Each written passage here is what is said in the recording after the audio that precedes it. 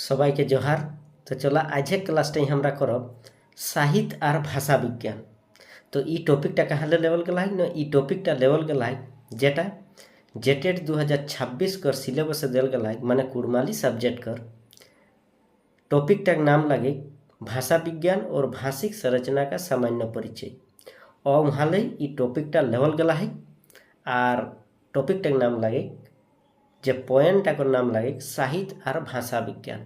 ठीक है, आज क्लासटा हते क्लास नंबर 4 कतना न चौथा नंबर क्लास हते। एक आगू हूँ 3टा क्लास हमरा ई टॉपिकटा बारे पढ़ी लेला हो, वो क्लास गिला जैखन देखी लेबे और आज क्लासटा लास्ट तक देखबे, स्किप ना करिया। ठीक है, ताकि क्लासटा बेजाय बेजाय इम्पोर्टेंट लगे और टॉपिकटा बेजाय बेजाय इम्पोर्टेंटो लगे। ठीक है, तो चला देरी नहीं करो, क्लासटा के जल्दी स्टार्ट करल जाए। और स्टार्ट करे पहले तो राट लाइक कर देबा और नया लगिया तो जरूर सब्सक्राइब कर लेबे, ताकि कुड़मालिक बारे नया नया जिनिस जाने कर मौका पाइबे। आज क्लासटा हमरा किना किना टॉपिक माने किना किना पॉइंट एक बार पढ़ब सेटाও तोरा के देखाई दी। ठीक है, पहला नंबर जो पॉइंट लगले ओटा लगे साहित्य और भाषा विज्ञान। सेकेंड नंबर जो पॉइंट देल गला है सेटा लगे मनोविज्ञान और भाषा विज्ञान। तीसरा नंबर पॉइंट हमरा पढ़ब शरीर विज्ञान और भाषा विज्ञान। चौथा नंबर पॉइंट पढ़ब भूगोल और भाषा विज्ञान। ओकर बादे इतिहास और भाषा विज्ञान। ओकर बादे बस और लास्ट पॉइंट लगे भाषा विज्ञान के अध्ययन के लाभ, माने भाषा विज्ञान के बारे पढ़ल बादे किना किना लाभ पावाई सेटा के बारे हमरा पूरा डिटेल से जाने कर कोशिश करब। ठीक है, तो तोरा लास्ट तक को बनी रहे और क्लासटा मजा आ जाता है।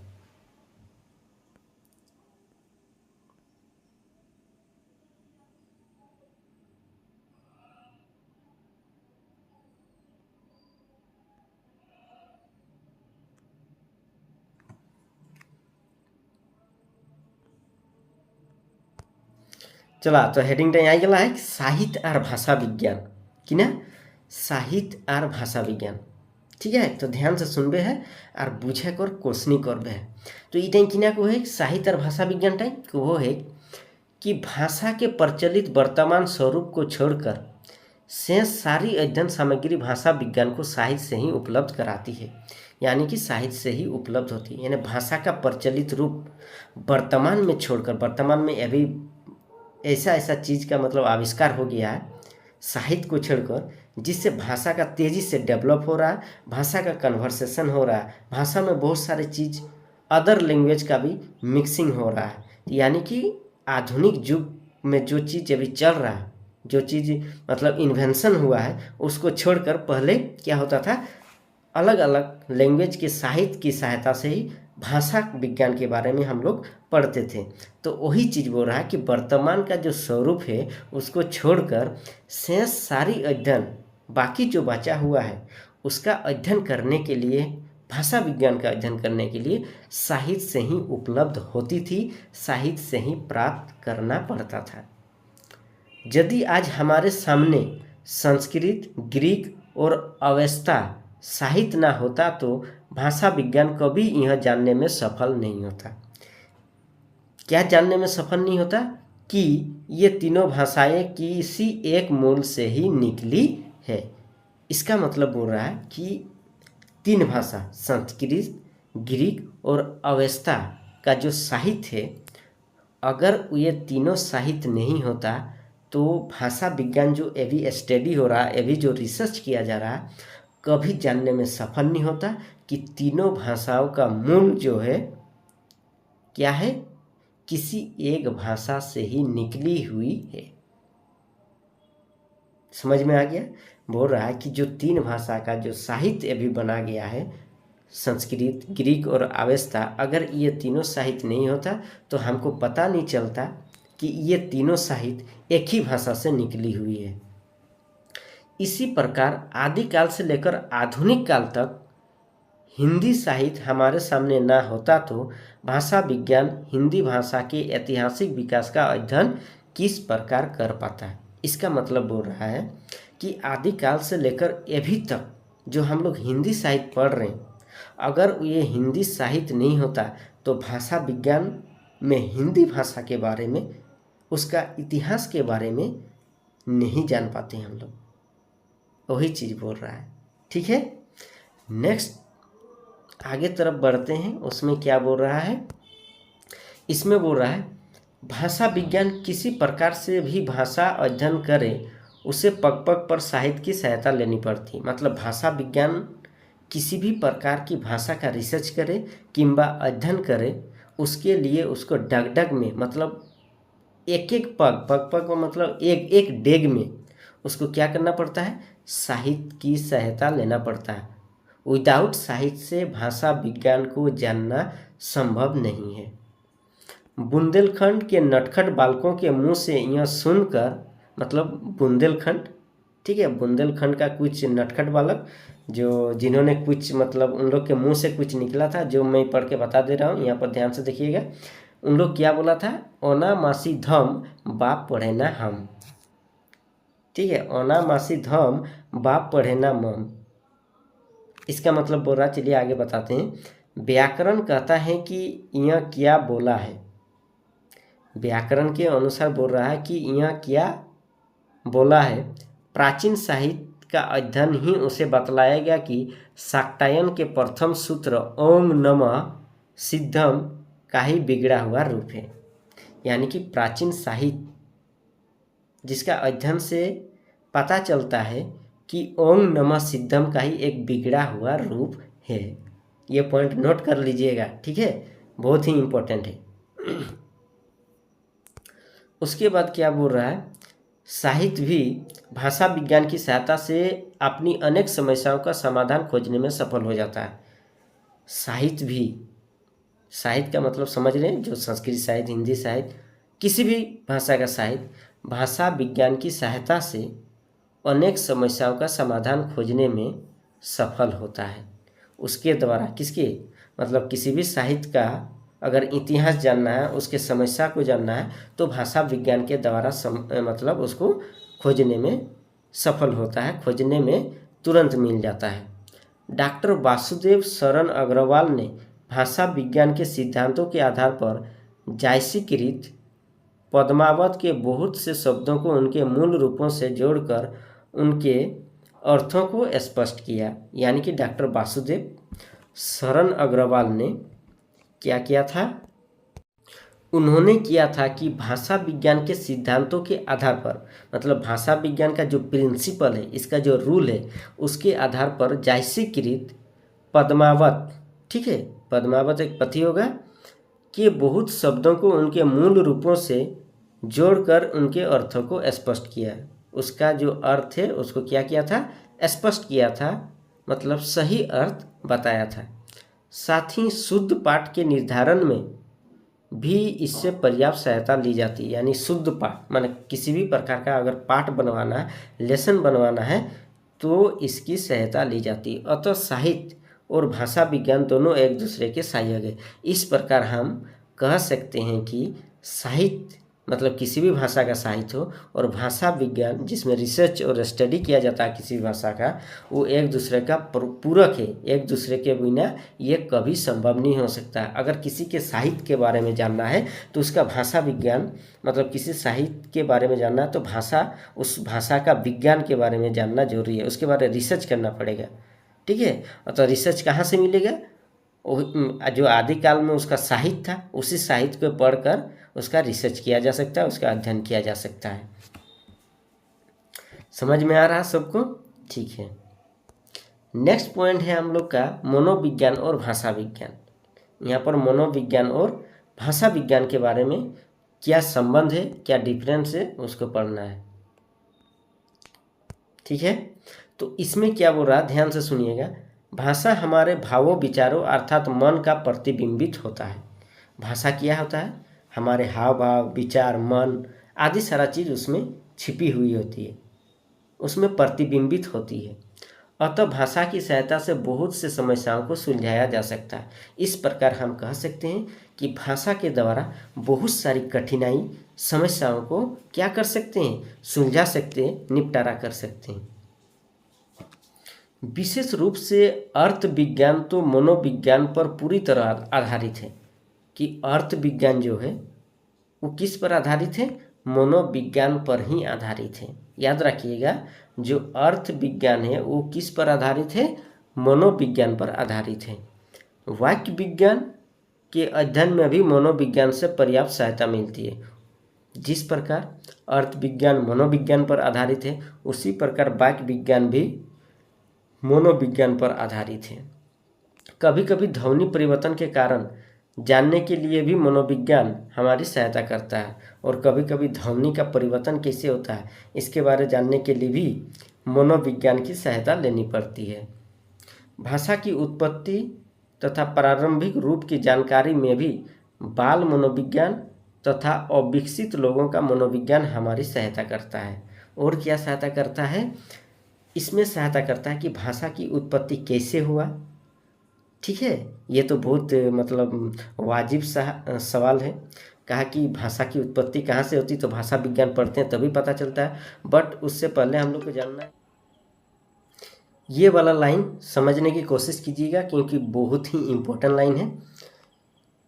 इस लाइन में जो बोला जा रहा है, भाषा की उत्पत्ति तथा प्रारंभिक रूप की जानकारी में बाल मनोविज्ञान तथा अविकसित लोगों का मनोविज्ञान हमारी सहायता करता है। कि भाषा की उत्पत्ति, उसका स्टार्टिंग जो रूप है, उसका जो फॉर्म है, उसकी जानकारी के लिए किसकी सहायता लेना पड़ता है? बाल मनोविज्ञान और अविकसित लोगों का मनोविज्ञान के बारे में जानकारी हासिल करना पड़ता है। तभी जाके हमको पता चलता है कि भाषा की उत्पत्ति कैसे हुई है। ठीक है, मनोविज्ञान को भी अपनी चिकित्सा पद्धति में रोगी की उल जलूल बातों का अर्थ जानने के लिए भाषा विज्ञान से सहायता लेनी पड़ती है। कि क्या बोल रहा है कि मनोविज्ञान को, जो मनोविज्ञान साइकोलॉजिस्ट होता है, उसमें जब अध्ययन किया जाता है, जब रोगी डॉक्टर के पास जाता है तो उलूल जुलूल बातों बोलने लगता है। ठीक है, तो वही चीज़ बोल रहा है कि मनोविज्ञान को भी अपनी चिकित्सा पद्धति में, मतलब चिकित्सा पद्धति के दौरान जब रोगी डॉक्टर के पास जाता है तो डॉक्टर और रोगी के बीच क्या चीज़ बातचीत होता है, तो उस दरमियान उलूल जुलूल बातों का अर्थ जानने के लिए भाषा विज्ञान से सहायता लेनी पड़ती है। क्योंकि डॉक्टर तो अपना साइंटिफिक लैंग्वेज से पढ़ा है, बट जब रोगी जाता है, जब लोकल भाषा का यूज करता है तो उसको थोड़ा दिक्कत होता है, उलूल जुलूल बोलता है, तो उसको थोड़ा क्या बोलते हैं, जानने के लिए वही भाषा विज्ञान का सहायता लेना पड़ता है। विदाउट भाषा विज्ञान से वो समझ नहीं पाएगा कि रोगी क्या बोल रहा है। ठीक है, अतः भाषा विज्ञान की सहायता से एक मनोवैज्ञानिक रोगी की मनोग्रंथियों का पता लगाने में सफल हो सकता है। कि मनोरोगी, जो मन से रोगी है, उसका पता लगाने के लिए जो मनोविज्ञानी डॉक्टर होते हैं उसको भाषा विज्ञान की सहायता लेना पड़ता है। भाषा विज्ञान और मनोविज्ञान के घनिष्ठ संबंधों के कारण ही आजकल लिंग्विस्टिक साइकोलॉजी, भाषा मनोविज्ञान या साइकोलिंग्विस्टिक नामक एक नई अध्ययन पद्धति इसमें विकसित हो रहा है, विकास हो रहा है। ठीक है, ये लाइन समझिएगा कि भाषा विज्ञान और मनोविज्ञान का जो संबंध है वो बहुत ही घनिष्ठ है, मतलब बहुत अच्छा संबंध है। क्योंकि यही दोनों के कारण लिंग्विस्टिक साइकोलॉजी, मतलब भाषा मनोविज्ञान, और साइकोलिंग्विस्टिक एक नई अध्ययन, इसके बारे में रिसर्च और अध्ययन का भी पढ़ाई तेजी से विकसित हो रहा है। नेक्स्ट पॉइंट जो है हम लोग का शरीर विज्ञान और भाषा विज्ञान। ठीक है, शरीर विज्ञान और भाषा विज्ञान में क्या बोल रहा है? भाषा भूख से निकलने वाली ध्वनि को कहते हैं। भाषा किसको बोलते हैं? किसके अनुसार? शरीर विज्ञान के अनुसार बोलते हैं कि भाषा भूख से निकलने वाली ध्वनि को कहते हैं। भाषा जो होता है, भूख के कारण जो ध्वनि निकलती है उसी को भाषा कहते हैं। अतः भाषा विज्ञान में हवा भीतर से कैसे चलती है, स्वर यंत्र, स्वर तंत्री, नासिका विवर, कौवा, तालु, दांत, जीभ, ओंठ, कंठ, मूर्धा तथा नाक के कारण उसमें क्या परिवर्तन होते हैं तथा कान द्वारा कैसे ध्वनि का ग्रहण होता है, इन सब का अध्ययन करना पड़ता है। किसमें? शरीर विज्ञान में। इसमें शरीर विज्ञान ही उसकी सहायता करती है। ये सारी चीज़ जानकारी प्राप्त करने के लिए कौन सहायता करता है? शरीर विज्ञान सहायता करता है। लिखित भाषा का ग्रहण आँख द्वारा होता है और इस प्रक्रिया का अध्ययन भी भाषा विज्ञान के अंतर्गत ही होता है। लिखित भाषा का ग्रहण मतलब जो लिखा हुआ भाषा है उसका अगर जानना है तो किसके द्वारा होता है? आँख के द्वारा होता है। ठीक है, और इस प्रक्रिया का अध्ययन भी भाषा विज्ञान के अंतर्गत आता है। और इस प्रकार जब हम लोग, जैसे हम किसी चीज़ को पढ़ते हैं किसके द्वारा, आँख के द्वारा, और माइंड में पढ़ते हैं, तो ये कि तो माइंड आँख की आया शरीर विज्ञान, और शरीर विज्ञान किससे रिलेटेड है, भाषा विज्ञान से। ठीक है, तो इस प्रकार दोनों का एक दूसरे पर संबंध है, और इसका अध्ययन किस में किया जाता है, भाषा विज्ञान में किया जाता है। इसके लिए भी उससे शरीर विज्ञान का ऋणी होना पड़ता है, यानी कि भाषा विज्ञान को जानने के लिए शरीर विज्ञान का हेल्प लेना जरूरी है, मतलब उसका ऋणी होना जरूरी है।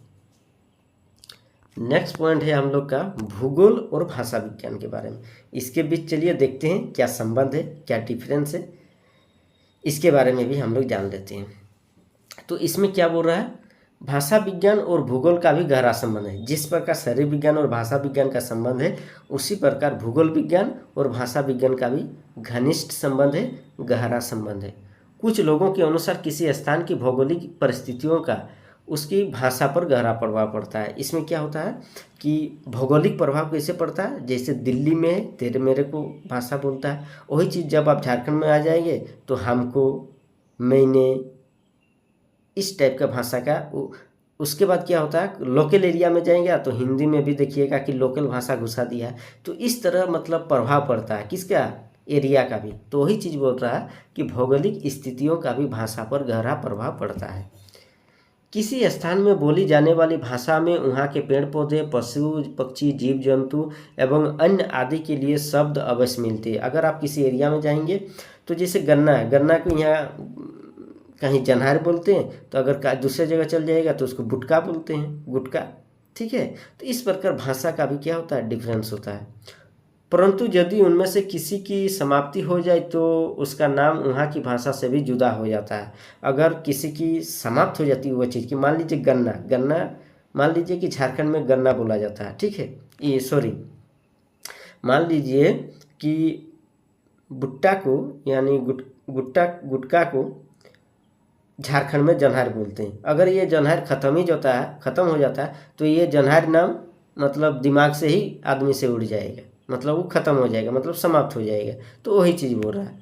सोमलता शब्द का प्रयोग आज हमारी भाषा में नहीं होता। सोमलता, ठीक है, एक वर्ड है सोमलता, जिसका प्रयोग आज हमारी भाषा में नहीं होता। क्यों नहीं होता? इस लोप का कारण संभवतः भौगोलिक ही है, और इसका कारण क्या है, एरिया के कारण ही है। भौगोलिक मतलब होता है एरिया का कारण। किसी स्थान में एक भाषा का दूर तक प्रसार ना होना, ठीक है, भाषा में कम विकास होना, किसी स्थान में बहुत सी बोलियों का होना भी भौगोलिक परिस्थितियों का ही परिणाम होता है। मतलब किसी स्थान में एक भाषा है जिसका विकास हो रहा, बट तेज़ी से नहीं हो रहा, धीरे धीरे वो विकास ही नहीं हो पाता है और वो ख़त्म हो जाता है वो भाषा। ठीक है, तो उसका कारण क्या है कि अगर जैसे मान लीजिए झारखंड एरिया में कोई एक भाषा है, मान लीजिए जैसे खोट्ठा मान लेते हैं कि मैं कुड़माली मान लेते हैं। कुड़माली जैसे जैसे आप जाएंगे धीरे धीरे मतलब नक्शा में नॉर्थ की तरफ, तो नॉर्थ की तरफ जाते जाते आपको मध्य प्रदेश मिलेगा, उसके बाद दिल्ली मिलेगा। तो दिल्ली जाते जाते वहाँ पर कुड़माली ख़त्म हो जाता है। ठीक है, क्या हो जाता है, ख़त्म हो जाता है। तो इसका क्या कारण है, भौगोलिक परिस्थिति के कारण, क्योंकि दिल्ली वाला एरिया में कुड़माली नहीं बोला जाता है। दुर्गम पर्वतों पर रहने वाली जातियों का परस्पर कम संपर्क होने के कारण उनकी बोली प्रसार नहीं कर पाती। मतलब दुर्गम पर्वतों में, जैसे उस पर्वत में कोई सफ़र ही नहीं कर पाता, जैसे वहाँ पर जा ही नहीं पाता उस एरिया में, तो वहाँ का जो बोली है वो प्रसार नहीं हो पाता, वो धीरे धीरे विकसित नहीं होता, जहाँ का तहाँ ही रह जाता है। नदियों के आर पार रहने वाले लोगों की बोली भाषा सामान्य भाषा से हटकर भिन्न होती है। मतलब नदी, नाला, पर्वत, जंगल झाड़ी में रहने वाले जो जनजाति है, आदमी है, लोग है, उसकी भाषा हमारी राजभाषा हिंदी से कहीं गुना अलग होती है। उन लोग का भाषा में हिंदी बोलने में भी देखिएगा कि अपना लोकल भाषा घुसा देता है। देशों, नगरों, नदियों तथा प्रांतों आदि के नामों का भाषा वैज्ञानिक अध्ययन करने में भूगोल बड़ी मनोरंजक सामग्री प्रदान करता है। भूगोल विज्ञान क्या करता है कि जो अलग अलग देश में, अलग अलग नगर में, अलग अलग नदी नाला प्रांतों जंगल झाड़ी में रहने वाले लोगों का जो भाषा का ज्ञान है वो कैसे विकसित हुआ, उस भाषा का उत्पत्ति कैसे हुआ, इसके बारे जानने के लिए हमको सहायता करता है भूगोल विज्ञान। कौन सहायता करता है? भूगोल विज्ञान। अर्थ विचार के क्षेत्र में भी भूगोल भाषा विज्ञान की सहायता करता है। अर्थ विचार में भी भूगोल सहायता करता है। उष्ट्र का अर्थ भैंसा से ऊंट कैसे हो गया तथा सिंधव का अर्थ घोड़ा और नमक ही क्यों हुआ। ठीक है, एगो वर्ड है, ध्यान से सुनिएगा उस वर्ड को। उष्ट्र का अर्थ क्या होता है? भैंसा, और भैंसा से फिर क्या हो गया? ऊंट हो गया। भैंसा से ऊंट कैसे हो गया? और एगो सेंधव है, नहीं बोलते सेंधव नमक, तो सेंधव का अर्थ होता है घड़ा, और घड़ा और नमक ही क्यों हुआ। घड़ा भी होता है और नमक भी होता है। आदि समस्याओं का विचार करने में भी भूगोल सहायता करता है। इसका मतलब जानकारी प्राप्त करने के लिए हमको भूगोल विज्ञान सहायता करता है। भाषा विज्ञान की एक भाषा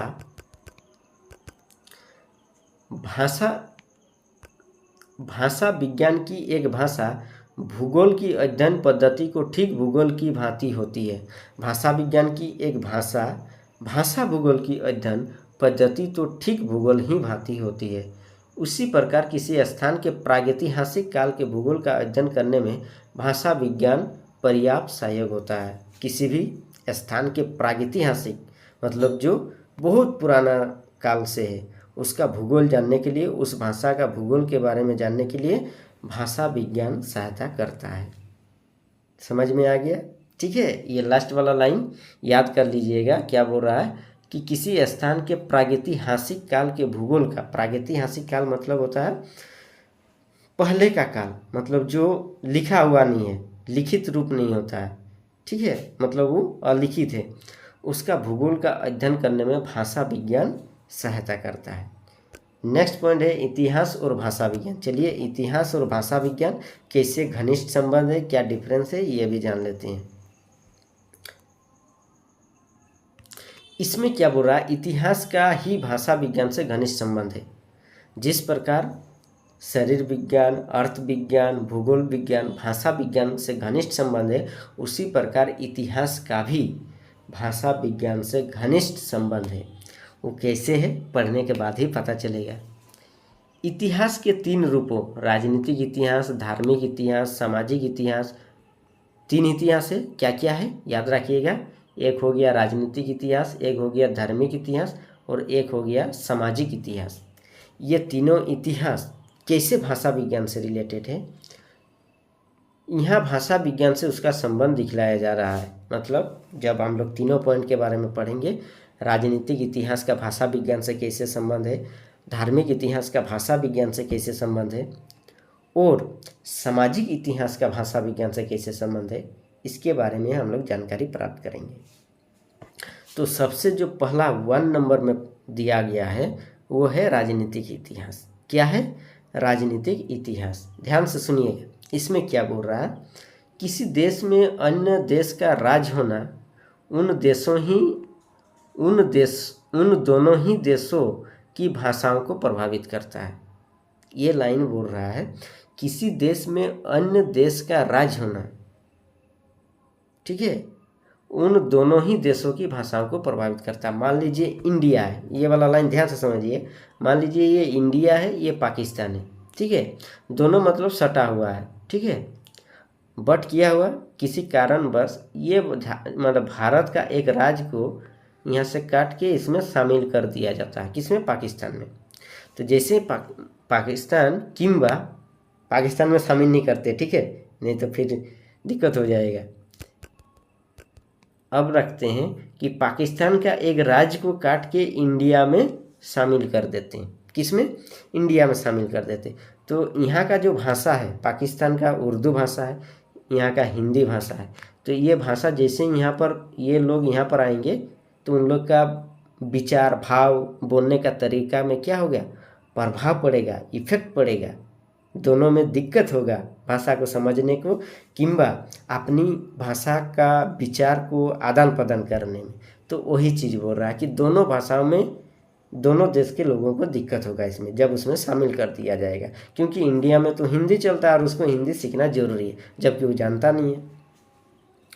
हिंदी एवं अन्य भारतीय भाषाओं में अंग्रेजी के कई हजार शब्दों का प्रवेश तथा अंग्रेजी भाषा में कई हजार भारतीय भाषाओं के शब्दों का प्रवेश भारत की राजनीतिक पराधीनता या दोनों देशों के परस्पर संबंध का परिणाम है। इसमें बोल रहा है कि जैसे हिंदी, इंडिया में क्या चलता है, हिंदी, तो हिंदी में क्या होता है कि बहुत सारी हिंदी किंबा भारतीय भाषाएं और सारी भारतीय भाषाएं जिसमें इंग्लिश के बहुत सारे वर्ड और शब्द इसमें जुड़ गया है, जिसको बोलना मतलब क्या हो गया, कंपलसरी हो गया, जरूरी हो गया।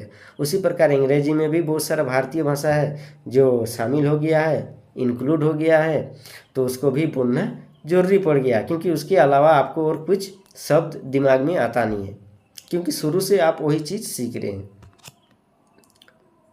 हिंदी में अरबी, फारसी, तुर्की, पुर्तगाली शब्दों के आने के कारण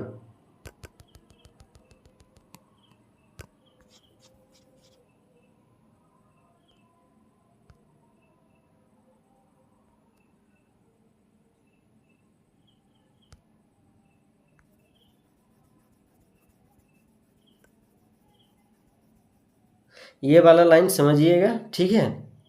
इसमें क्या बोल रहा है, हिंदी में अरबी, फारसी, तुर्की, पुर्तगाली शब्दों के आने के कारणों को जानने के लिए भी हमें राजनीतिक इतिहास का सहारा लेना पड़ता है। मतलब राजनीतिक इतिहास जब जानेंगे तब पता चल जाएगा कि हिंदी में किस प्रकार अरबी, फारसी, तुर्की और पुर्तगाली शब्दों का मतलब वर्ड जो है उसमें शामिल हुआ किस प्रकार। नेक्स्ट ख नंबर जो पॉइंट है हम लोग का वो है धार्मिक इतिहास, मतलब किस प्रकार धार्मिक से भाषा का प्रभावित होता है, मतलब धर्म से कैसे भाषा प्रभावित होता है। भारत में हिंदी उर्दू समस्या धर्म या सांप्रदायिकता का ही देन है। भारत में हिंदी किंबा उर्दू की जो समस्या है, हिंदी और उर्दू भाषा की जो समस्या है, उस सबसे बड़ी समस्या है सांप्रदायिकता। सांप्रदायिकता मतलब धर्म से रिलेटेड। धर्म का भाषा से घनिष्ठ संबंध है।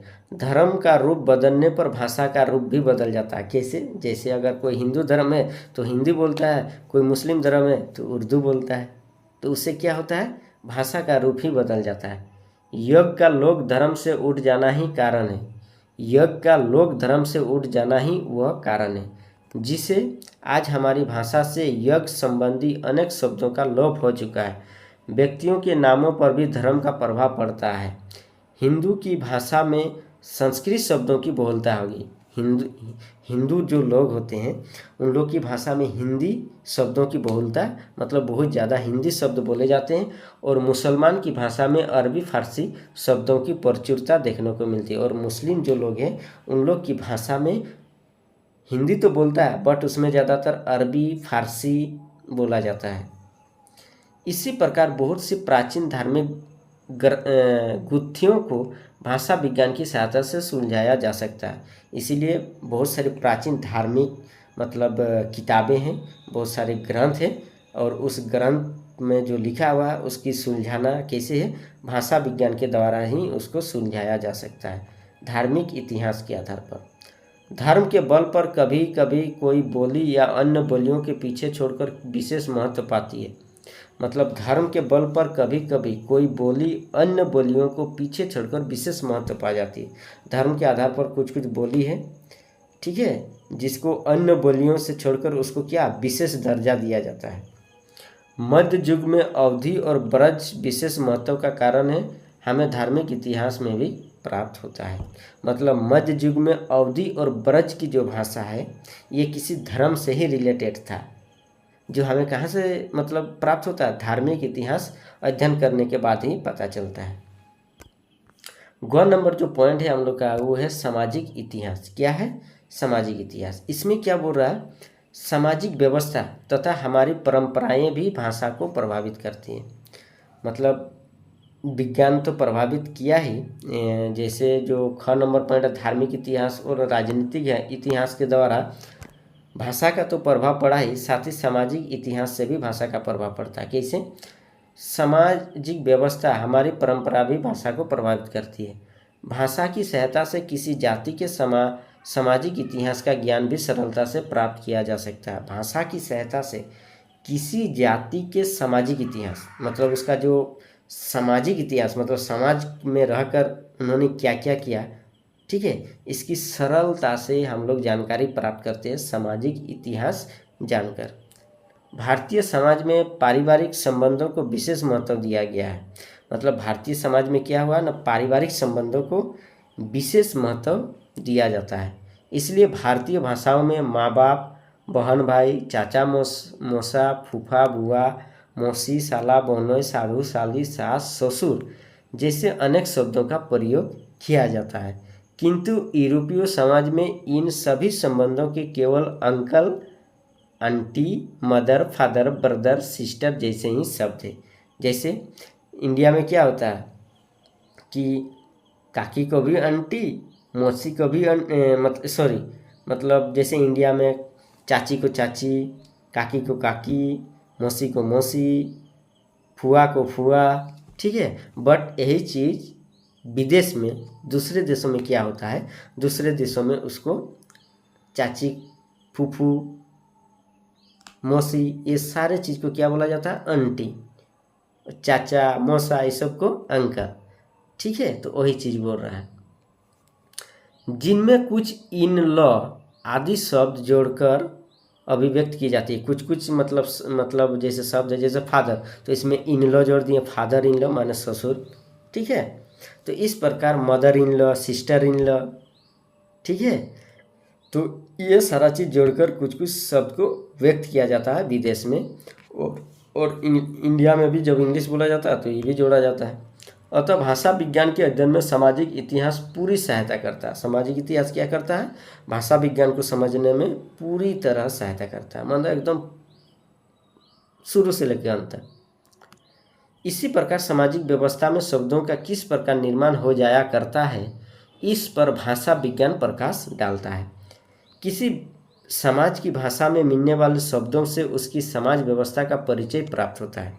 इसमें क्या बोलता है कि किसी समाज का अगर आपको परिचय जानना है तो उसके समाज व्यवस्था को जानना जरूरी है, उसका सामाजिक इतिहास को जानना जरूरी है, तभी जाके पता चलेगा, ठीक है। तो वही चीज़ बोल रहा है कि किसी समाज की भाषा में मिलने वाले शब्दों से उसकी समाज व्यवस्था का परिचय प्राप्त होता है। समाज व्यवस्था अगर जानना है तो उस समाज में रहने वाले लोगों के द्वारा जो भाषा किंवा बोलियाँ बोली जाती है उस शब्दों से पता चल जाता है। समाज में संयुक्त परिवार व्यवस्था है। समाज में क्या है न, सब एकजुट होकर रहते हैं। विशाल कुटुंब व्यवस्था है, एकल परिवार व्यवस्था है।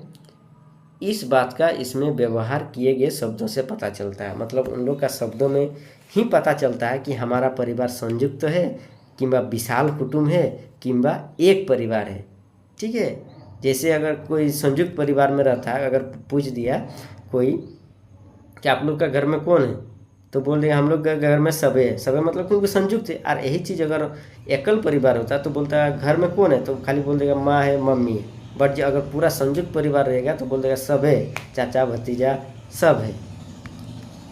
तो ग नंबर पॉइंट भी हम लोग जान लिए। चलिए नेक्स्ट पॉइंट की ओर आगे बढ़ते हैं। उसके बाद दिया हुआ है अर्थशास्त्र। अर्थशास्त्र कैसे मदद करता है भाषा विज्ञान को, ध्यान से सुनिएगा, बहुत ही इंपॉर्टेंट है, ठीक है। थोड़ा सा पानी पी लेते हैं।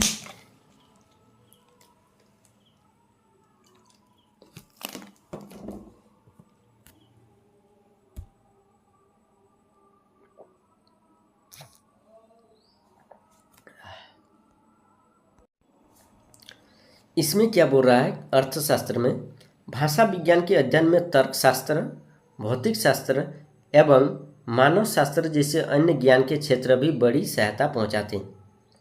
भाषा विज्ञान के बारे में अगर कोई अध्ययन करता है तो इसको अर्थशास्त्र के अनुसार उसमें तर्कशास्त्र, भौतिक शास्त्र एवं मानव शास्त्र जैसे विशाल भंडार का ज्ञान उसको क्या पहुंचाता है, हेल्प करता है समझने में। मनुष्य में अनेक प्रकार के अंधविश्वास घर कर लेते हैं। मनुष्य क्या करता है कि बहुत सारे अंधविश्वास है जिसको अपना घर कर लेता है, आप उसको मतलब दिमाग और दिल में बैठा लेता है, जिनका उसकी भाषा पर प्रभाव पड़ता है। इस प्रकार उसकी भाषा में क्या पड़ता है, अंधविश्वास अगर है उसके माइंड और दिमाग में तो उसके भाषा में प्रभाव पड़ेगा। भारतीय समाज में स्त्रियां अपने पति का नाम घुमा फिर कर लेती हैं। जिस प्रकार कैसे कि भारतीय समाज में कोई डॉक्टर गांव में गया है तो बोलेगा आपका पति का नाम है, तो दूसरे को बोलवाना पड़ता है कि बोल दीजिए मेरा पति का नाम है, खुद से नहीं बोलती है। तो ये एक परंपरा है जो अंधविश्वास है, सीधा स्पष्ट नहीं है। रात्रि में विशाल कीड़ों का नाम नहीं लिया जाता। रात्रि में क्या होता है, रात के समय बहुत सारा ऐसा मतलब कीड़ा है, जीव जंतु है जिसका नाम नहीं लिया जाता है, क्योंकि उसका नाम लेने से कुछ हो सकता है। ये अपने लड़के का नाम मांगा हुआ, छेदी, उसकी नाक छेद कर, बेचू, उसे 2-4 पैसे में किसी के हाथ बेचकर, धुरुहु मतलब कूड़ा, कतवारू माने कूड़ा, ओली चार माने कूड़ा, या लेढ़ा रड्डी आदि रखते हैं। मतलब बोल रहा है वही अपने लड़के का नाम मांगे मतलब मांगा हुआ, मांगे का मतलब क्या होता है मांगा हुआ, छेदी, उसकी नाम छेद कर, बेचू, उसे 2-4 पैसे में किसी हाथ बेच कर, धरू मतलब होता है कूड़ा है, किसी का नाम इस प्रकार रखा जाता है। अंधविश्वासों के अतिरिक्त अन्य बहुत सी सामाजिक मनोविज्ञान से संबंध गुत्थियों के स्पष्टीकरण के लिए मानव विज्ञान की शाखा प्रशाखा का सहारा लेना पड़ता है। यानी कि इस प्रकार के अंधविश्वास से छुटकारा पाने के लिए हम लोगों को क्या पढ़ना पड़ेगा, मानव विज्ञान किंवा भाषा विज्ञान के बारे में अध्ययन करना पड़ेगा।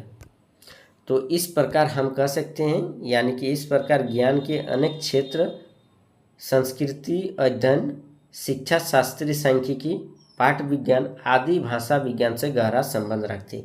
इस प्रकार हम कह सकते हैं कि जो संस्कृति का क्षेत्र है, अध्ययन हो गया, शिक्षा शास्त्री सांख्यिकी हो गया, पाठ विज्ञान हो गया, ये सारा चीज़ किससे जुड़ा हुआ है, भाषा विज्ञान से जुड़ा हुआ है।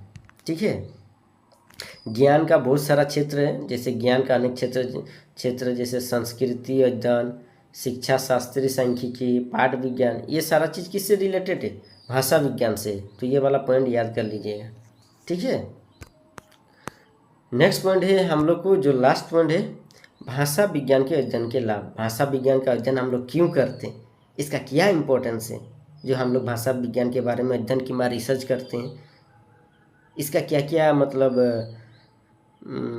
लाभ है, एडवांटेज है। चलिए इसके बारे में कुछ पॉइंट दिया हुआ है, हम लोग इसके बारे में भी जानकारी प्राप्त कर लेते हैं। ठीक है, तो इसमें बोल रहा है क्या, भाषा विज्ञान के अध्ययन में हमें अनेक लाभ होते हैं। जैसे भाषा विज्ञान के अध्ययन में क्या होता है, बहुत सारा लाभ होता है। पहला नंबर जो पॉइंट है, नंबर 1, ध्यान से सुनिएगा, इसमें क्या बोल रहा है, अपनी चिर परिचित भाषा के विषय में जिज्ञासा की तृप्ति या संख्याओं का निर्मूलन।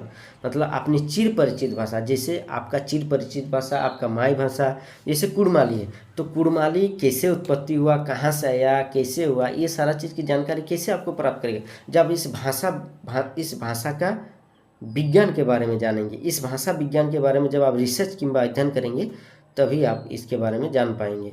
सेकेंड नंबर पॉइंट है ऐतिहासिक तथा प्रागैतिहासिक संस्कृति का परिचय। मतलब इसके द्वारा भाषा विज्ञान के अध्ययन से ही हमको ये लाभ मिलेगा कि इसका इतिहास कैसा है किंवा प्रागैतिहासिक इसका संस्कृति कैसा था, इसके बारे में हम लोग का परिचय किंवा इसके बारे में हम लोग जानकारी मिलता है, हम लोगों को जानकारी मिलता है। तीसरा नंबर जो पॉइंट है, किसी जाति या संपूर्ण मानवता के मानसिक विकास का परिचय। किसी भी जाति या लोगों का जो संपूर्ण विकास होता है, मानसिक विकास होता है, इसके बारे में जानकारी हासिल करना है तो भाषा विज्ञान का अध्ययन करना जरूरी है। उसी के अध्ययन के आधार पर हमको जानकारी पर प्राप्त होता है किंवा मिलता है कि मानसिक का विकास किसी मनुष्य किंवा किसी भी मतलब सामुदायिक जाति का विकास कैसे होता है। चौथा नंबर पॉइंट जो है, प्राचीन साहित्य का अर्थ, उच्चारण एवं प्रयोग संबंधी अनेक समस्याओं का संबंध। भाषा विज्ञान को पढ़कर ही हमको पता चलता है कि इसका प्राचीन साहित्य का अर्थ क्या है। मतलब भाषा विज्ञान, इस भाषा का कोई भी भाषा हो सकता है, कुड़माली, खोट्टा, पंचपर्गनिया, हिंदी, इंग्लिश, संस्कृत, किसी भी भाषा का उसका साहित्य का अर्थ क्या होता है, इसके बारे में जानकारी हमको भाषा विज्ञान के द्वारा मिलता है। साथ ही साथ इसका जो उच्चारण और प्रयोग कैसे करना है, अगर करते वक्त अगर गलती हो जाता है, इसका निदान कैसे करना है, तो भाषा विज्ञान के अध्ययन के पश्चात ही कर पाएंगे। 5वां नंबर जो पॉइंट है, विश्व के लिए एक भाषा विकास। विश्व के लिए क्या हो जाता है? विश्व के लिए एक भाषा का विकास होता है। 6ठा पॉइंट है, विदेशी भाषाओं को सीखने में सहायता है। अगर भाषा विज्ञान अध्ययन करेंगे तो इससे पता चलेगा विदेशी भाषाओं के भी बारे में सीखने को मदद मिलेगा। 7वां नंबर जो पॉइंट है, अनुवाद करने वाली तथा स्वयं टाइप करने वाली एवं इसी प्रकार के मशीनों के विकास और निर्माण में सहायता करता है। अनुवाद करने में सहायता मिलेगा, स्वयं खुद से टाइप करने में मदद मिलेगा, इससे मशीनों का निर्माण करने में सहायता मिलेगा। 8वां नंबर पॉइंट है, भाषा लिपि आदि में सरलता, शुद्धता आदि की दृष्टि से परिवर्धन में सहायता है। ये 8 पॉइंट है जो हमको भाषा विज्ञान अध्ययन के पश्चात लाभ मिलता है। निष्कर्ष क्या निकलता है? इन सभी लाभों की दृष्टि से आज के युग में भाषा विज्ञान को एक अत्यंत उपयोगी विषय माना जा रहा है। यही सारा 8 पॉइंट है, और हो सकता है, लेकिन ये मेन 8 पॉइंट है जिसके आधार पर हम कह सकते हैं कि भाषा विज्ञान का अध्ययन करना बहुत जरूरी है। और ये टॉपिक एक इम्पोर्टेंट टॉपिक बन गया है, खास करके स्कूल, कॉलेज और यूनिवर्सिटी में। और इसके अध्ययन के क्षेत्र में नित्य नवीन विकास हो रहा है। और इसका मतलब ये जो भाषा विज्ञान का जो एरिया है, भाषा विज्ञान का जो क्षेत्र है, इसमें तेज़ी से नया चीज़ डेवलप हो रहा है, नया चीज़ विकास हो रहा है। तो क्लास कैसा लगा आप लोग को कमेंट करके बताइएगा। ठीक है, अच्छा लगा तो लाइक भी कर दीजिएगा। बहुत बहुत धन्यवाद।